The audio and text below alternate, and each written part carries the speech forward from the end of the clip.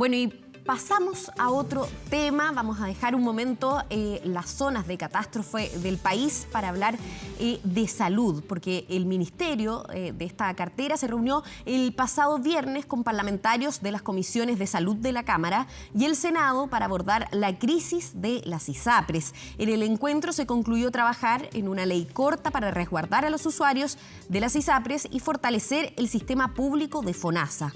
Para conversar más sobre este tema nos acompaña Iván Flores, senador de C y miembro de la Comisión de Salud del Senado. ¿Cómo está, senador?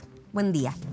Muy bien, Pascal. Buenos días. Bueno, triste y preocupado por lo que nos está pasando en buena parte del sur de Chile. Y vamos a tener una semana muy complicada con temperaturas extremas y con una dificultad de stock, de equipamiento, personal agotado. En fin, un llamado a la comunidad para extremar las medidas para evitar fuegos en cualquier frente que haya, especialmente que estamos en vacaciones. Hay mucha gente haciendo camping, haciendo asado y prácticas agrícolas. En fin, estamos en una situación crítica y hay que tomarlo en ese sentido, Pascual. Disculpa el paréntesis, pero creo que es importante. No, está bien, estamos todos abocados, digamos, a este tema. Es necesario, por supuesto, hablar de otros temas de la contingencia, como es el tema de las ISAPRES, pero por supuesto que está bien hacer este punto, sobre todo lo que usted dice, ¿no? Lo decía la ministra del Interior. Es importante atacar, combatir el fuego, pero también evitar nuevos focos de fuego, y eso es necesario repetirlo una y otra vez para que no sigamos lamentando vidas humanas. Senador, respecto a esta reunión, ¿cómo la catalogaría usted?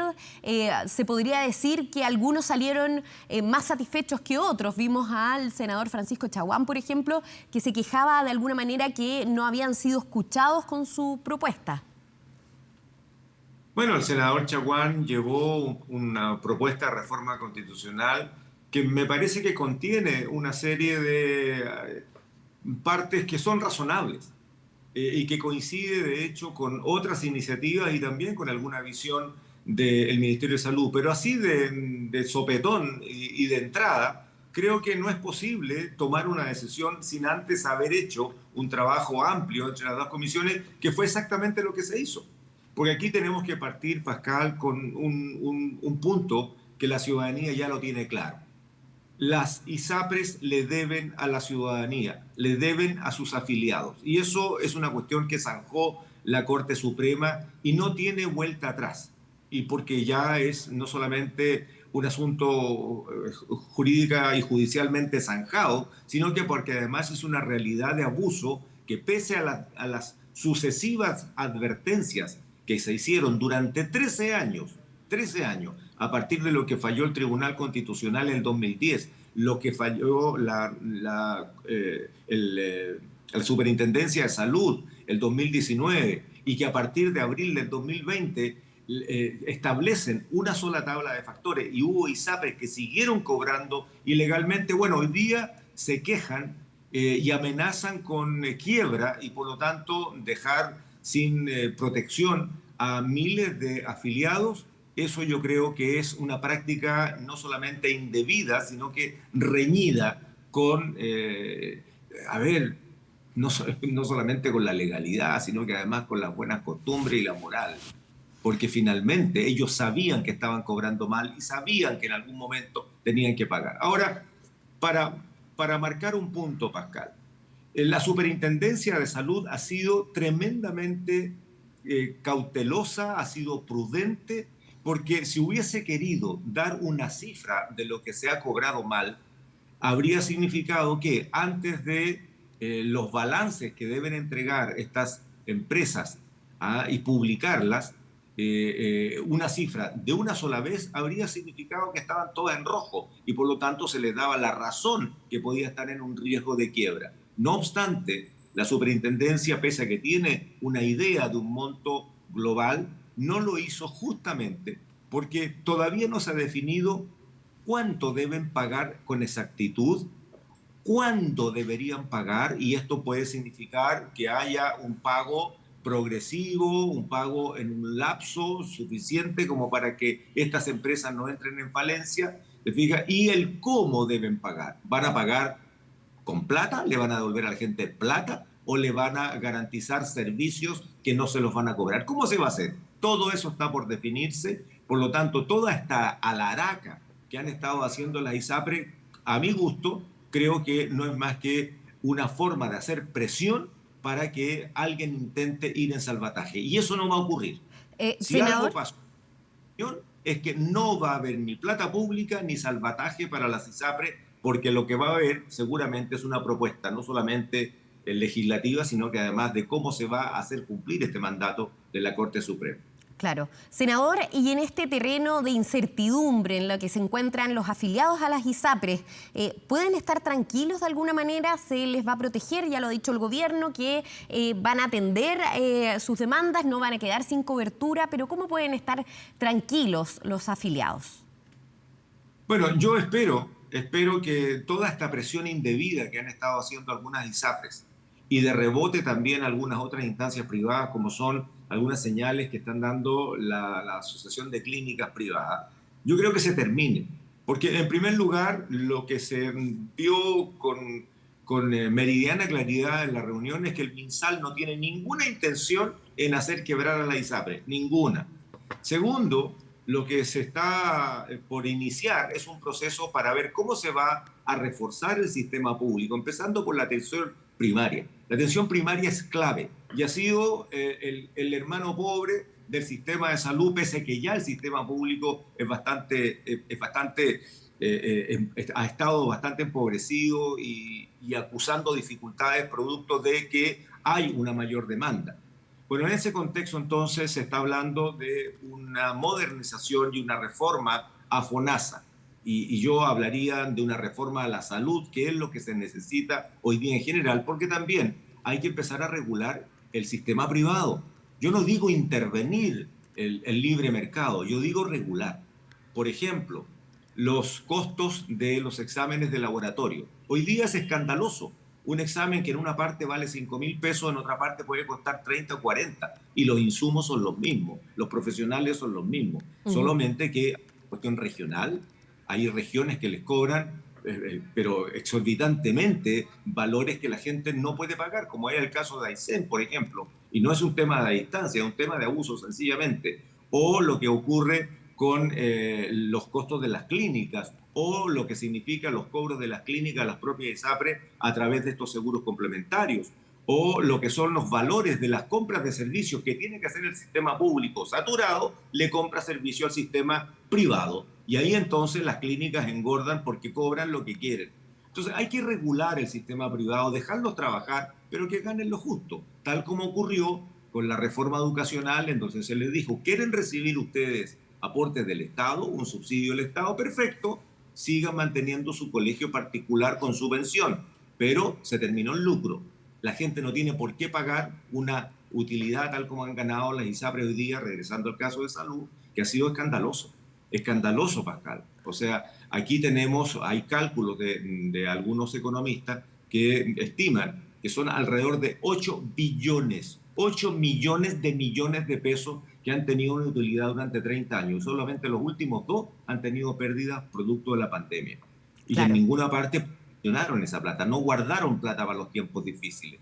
La invirtieron en su holding, en sus otras empresas, porque aquí, siendo empresas privadas, los dueños de la ISAPRE también tienen otras inversiones. Entonces, sacaban plata de la ISAPRE y las colocaban en otras inversiones. O sea, y nunca provisionaron para los momentos difíciles. ¿Usted descarta de plano algún tipo de salvataje o ayuda estatal para evitar un posible quiebre, como lo ha dicho, como lo han planteado desde la Asociación de ISAPRES de este sector? Sí, yo lo descarto definitivamente. Primero porque toda esta crisis es culpa de ellos, de nadie más. Ellos cobraron ilegalmente y nadie le está diciendo que tienen que dar un servicio extraordinario. La Corte Suprema, y es cuestión zanjada, no hay otra instancia superior, les dijo a las ISAPRES, ustedes cobraron de más y esa plata que cobraron de más tienen que devolvérsela a quienes la pagaron, a los afiliados. Lo que ha hecho la Superintendencia de Salud en una actitud, como ya dije, muy cuidadosa, muy cautelosa, muy prudente, es no definir el monto global, porque aparece una sola cifra en un solo momento.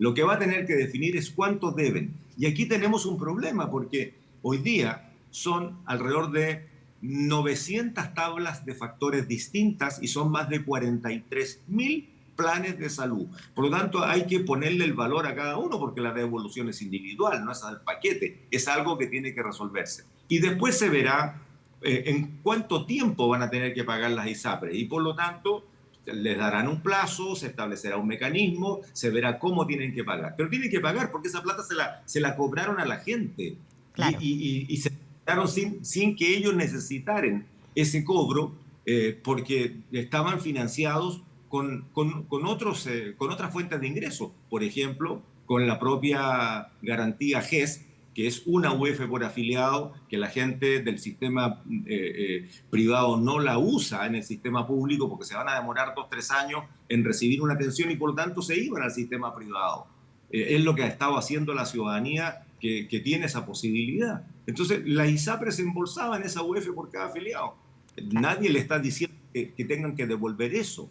Le están diciendo que devuelvan lo que cobraron mal. Y entonces, bueno, toda esta amenaza que ha habido, Pascal, no es más que un juego de presión, a ver, iba a usar un término, pero va a ser demasiado duro. Yo diría que las ISAPRE están quemando sus cartuchos generando alarma para que puedan seguir manteniendo esta política de abuso frente a la ciudadanía y ahora queriendo que el Estado, a través del gobierno, venga en un salvataje. Y eso no debería ocurrir. Ellos deberían pagar, no sé en qué horizonte, no sé en cuántos años, pero tienen que devolver la plata porque la cobraron ilegalmente. Y la ley es la ley. Y si alguien cobró ilegal, nadie puede dar un perdonazo en este sentido. Lo que tiene que haber en todo un rayado de cancha de una manera distinta y más justa del que ha habido, porque el sistema está colapsado. El sistema de salud es deficitario y la única manera de resolverlo es con plata. Y esta gente, la de las ISAPRE, cobraron de más y cobraron mal. Por lo tanto, para poder volver a financiar el sistema, cobren lo justo para que puedan ampliar su abanico de ofertas de atención de salud. Es así de simple. Senador, es así de simple. Senador, Sí. usted en la reunión que mantuvieron el viernes junto a las autoridades de salud planteó que efectivamente hay que repensar el sistema de salud chileno. Esto es algo que se viene planteando de distintos gobiernos, desde distintos sectores. ¿Cómo se hace? ¿Cuál es la medida más urgente para atender este sistema de salud chileno que está bastante enfermo? Bueno, en primer lugar, ningún gobierno, Pascal, ha tomado la decisión política de enfrentar una reforma a la salud. Ninguno. Recuerdo bien, nosotros como bancada de la Democracia Cristiana le planteamos a la presidenta Bachelet, ya en la mitad de su gobierno, que debería primero cumplir un compromiso de campaña que era la reforma previsional que no se había hecho. Y luego pasar desde, comillas, el término mejoramiento de la salud a una gran reforma de salud. Bueno, se empezó al final, el último año, a trabajar sobre la reforma a la educación y se presentó la reforma previsional, pero nunca se inició una reforma a la salud. Se hicieron algunas mejoras, básicamente en infraestructura, la construcción de los 25 hospitales y eso. En el gobierno del presidente Piñera, bueno, empieza la pandemia y claramente se olvidó este asunto y no hubo un mejoramiento de la salud. Todo lo contrario, hubo un par de decisiones políticas que enredaron más el sistema, como fue esto de asociar el sistema de administración financiera de los hospitales a el marco presupuestario. Y cuando eso lo asociaron, los hospitales no se pudieron endeudar y tuvieron que suspenderse servicios porque ya los proveedores no le querían dar crédito a los hospitales. Bueno, hoy día tampoco se ha hablado de una reforma a la salud y es lo que estamos nosotros insistiendo. ¿Qué es lo que ha dicho la ministra? La ministra dijo, vamos a proponerles a las comisiones de salud del Senado y la Cámara un proyecto de modernización y fortalecimiento del FONASA y de toda la institucionalidad pública en general. Yo creo que FONASA, que ha venido haciendo un tremendo esfuerzo, puede de verdad ser una contraparte importantísima, mucho más de lo que ya es, ante los afiliados que ya no creen en el sistema privado o sienten que es insuficiente, más aún ahora que saben que le cobraron ilegalmente. Eso es necesario. Lo segundo es que se está hablando de un seguro con prima plana, o sea, terminar con este descreme que ha habido de las ISAPRES de discriminar por edad, mientras más viejo, más caro o menos prestaciones o menos cobertura de los servicios que se necesitan. Y todos sabemos que en la medida que las cosas y las personas también van envejeciendo, se les van gastando piezas y por lo tanto necesitan reparaciones. Eso ocurre con salud también. Primera cosa entonces, terminar con este descreme a través de una tarifa plana. Claro. Eso va a que los viejos, la discriminación a las mujeres o las preexistencias, la discriminación por preexistencia se termine. Me parece estupendo explorar hacia allá. El proyecto que decía el senador Chaguán también va en esa línea, y también tiene un contenido de eso, solo que hay sutilezas que claramente requieren un debate político. Lo otro es que de verdad hay que regular al sistema privado. El cobro de los exámenes de laboratorio, el cobro de los medicamentos, habrá que decirle a los médicos, por favor receten con el principio activo del medicamento y no receten la marca del medicamento, porque eso lo que hace es enlazar una decisión ante lo cual el paciente lo que hace es buscar ese producto de ese laboratorio y ahí se nos sube el precio. No ha funcionado bien ni la decisión que se tomó y hay una norma que permite asegurar el abastecimiento de medicamentos genéricos o de equivalentes, claro. Equivalentes. ¿Por qué? Porque los médicos siguen recetando los nombres de fantasía de los productos con un laboratorio determinado y eso hace que los precios sean altos. Lo otro es los cobros de las clínicas. Tanto lo que las clínicas cobran al Estado por esta compra de servicio, como la que le cobran a las personas, donde le cambian a cada rato a la gente que la bolsita, que la jeringa, que entra y uno y sale el otro, y vamos tirando cosas, y todas esas cosas al final se cobran. Claro, que muchas veces no son claros desde un principio en el presupuesto cuánto es el gasto final, digamos. Así es, o sea, el cobro a las personas, el cobro a las ISAPRES que hacen las clínicas, el cobro al Estado o a las instituciones públicas cuando les compran servicios. Yo creo que hay que regular esto. ¿Y qué decir de las licencias médicas, Pascal? Ha sido un escándalo. Hay cifras que hablan de cerca de 500.000, 600.000 millones de pesos en licencias fraudulentas. Hay otros que están hablando de 400.000. No hay una cifra clara y exacta de cuántas licencias médicas han sido emitidas y cuánta plata le ha significado al sistema de protección social pagar esa licencia fraudulenta, pero es muchísima plata. Bueno, ya acabamos de aprobar una ley para eso, estamos discutiendo un proyecto de ley que espero que el gobierno le ponga urgencia, se lo estamos pidiendo. Recordemos que es el gobierno el que pone la urgencia para regular los exámenes de laboratorio en todo Chile, porque las regiones en este sentido tienen valores mucho más altos que la metropolitana. Claro. En fin, senador, lo tenemos que interrumpir porque se nos acabó el tiempo y necesitamos trasladarnos hasta otro punto de Santiago, pero le agradecemos este contacto. Por supuesto que hay muchísimas tareas pendientes. Muchas gracias. Bueno, solamente, Pascal, para darle tranquilidad a la ciudadanía.